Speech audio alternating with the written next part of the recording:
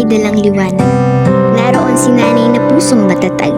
Tahimik man ang pagod na pasan, pag-ibig ng Panginoon ang kanyang sandigan. Ang kanyang kamay ay laging handa, maglingkod sa tao at sa Diyos Ama. Sa simbahan man o sa sariling tahanan, kabutihan niya'y tunay na ilawan. Hindi man marangya ang kanyang buhay, puso naman niya'y ginto ang taglay.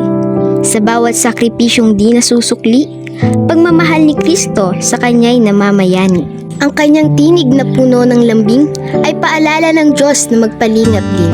Kapag panghihinay nais ng manaig, panalangin niya'y sapat ng panlunas sa amin. Hindi madali ang maging isang ina, may sugat ding lihim na siya lang ang may dala. Ngunit sa bawat laban na kinakaharap, pananampalataya niya'y hindi lumilipas.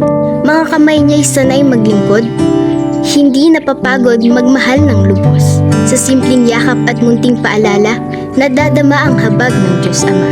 Sa bawat awit na kanyang sinasambit, pag-asa ng langit ang hatid sa isip.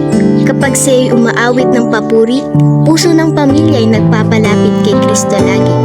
Sa tahanang puno ng simpleng saya, presensya ni nanay ang tunay na biyaya. Siya ang ilaw kapag madilim ang daan at lakas sa oras ng kahinaan. Mga inang lingkod ng Panginoon, kayo'y tunay na pagpapala ng panahon. Sa inyong kababaang pusong taglay, marami ang natututong magmahal ng tunay. Hindi nasusukat sa ganda o yaman ang halaga ng pusong marunong magmahal.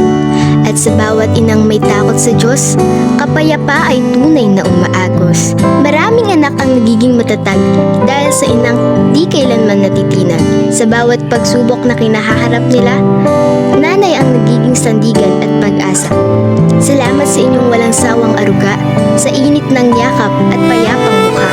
Sa bawat anak, kaya mo yan, lumalakas ang kalooban. Sa kusina man o sa gawain sa simbahan, pagpamahal niyo'y walang hangganan, tahimik ngunit makapangyarihan, tulad ng biyayang mula sa kalangitan. At balang araw, pagdating ng panahon, mga aral niyo'y mananatiling baon. Pananampalataya at pusong mabuti sa anak ay habang buhay mananatili. Kaya ngayong araw ng mga ina, kayo'y purihin ng buong tuwa. Pagpapalain pasana ng poong may kapal, ang bawat inang tapat at mapagmahal. Happy Mother's Day sa lahat ng nanay na kay Lord ay buong pusong inialay. Mga ilaw ng tahanan at simbahan, kayo'y mahalaga at magpakailanman. Salamat sa aming mga nanay na sa aming biyaya ng may kapal. Dalangin namin ang inyong habat masaganang buhay. Pagkalooban pa kayo ng kalakasan at tunay na kasiyahan. Mula sa aming mga kabataan, kayo'y aming mga magulang na biyaya sa aming mga buhay. Happy Mother's Day sa mga mahal naming nanay.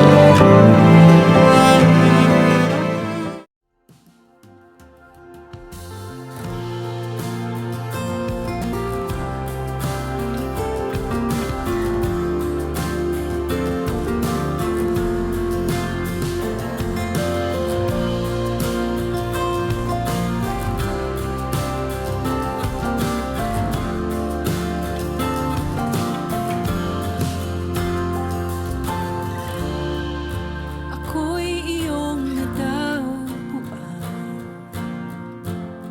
sa gitna ng aking kasawian.